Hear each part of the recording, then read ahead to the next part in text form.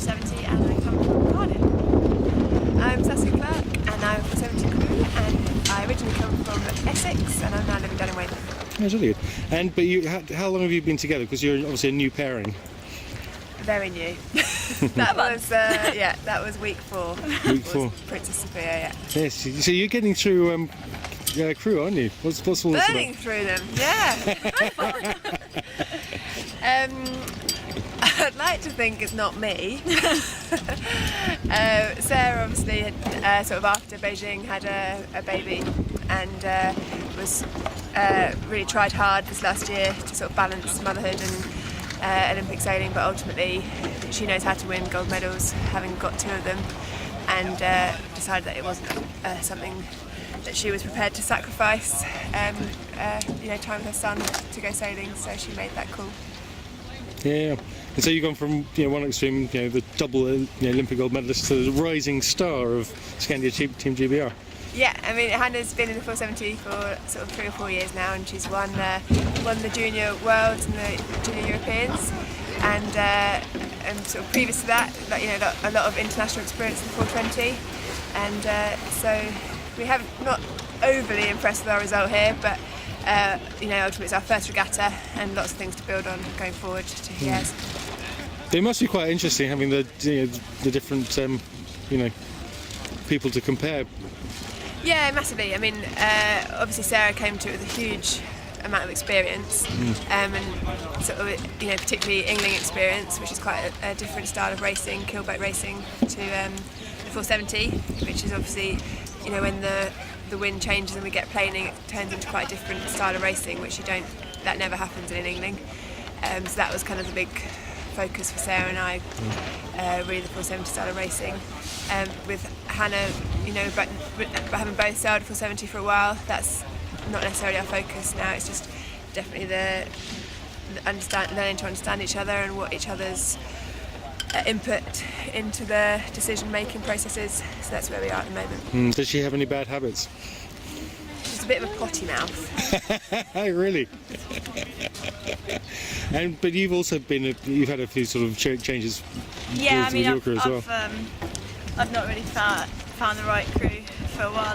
There's sort of a limited number of women's crews in the United Kingdom, unfortunately, and you're supposed to say until now. Until now. And I've just been sailing with quite a lot of people who haven't particularly crewed that much before or sailed a 470 before, so it's been quite challenging sort of getting them to learn the boat and building our team sort of relation up and stuff. But sailing with Sass is completely different because we obviously both got different experiences and stuff, and so hopefully when we can get them to actually complement each other, then we'll be on the right track or there or thereabouts. So. I mean, you obviously get on well. It feels like there's potential here? Yeah, definitely.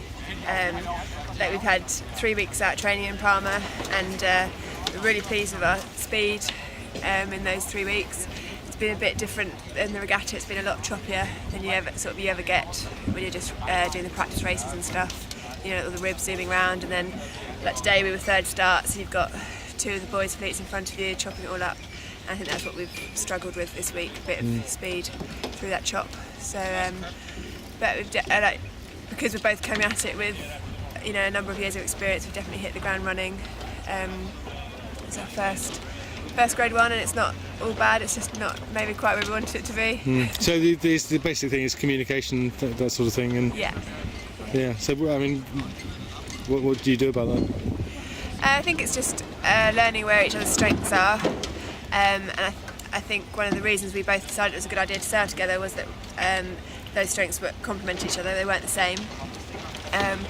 It's realised that it's kind of appreciating where they are and not and being able to play to them without sort of dumbing down the other's strength, if you know what I mean. So knowing when it's right to go with one of ours point of view and vice versa.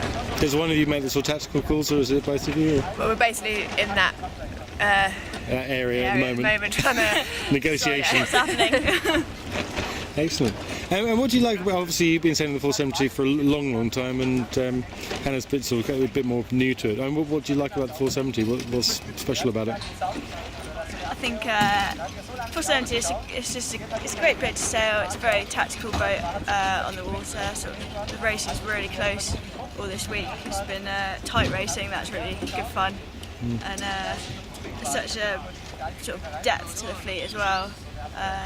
It always seems to be different people in the medal race, and no one seems to be standing out particularly today. And so it's all quite wide open and quite exciting, really. It's good.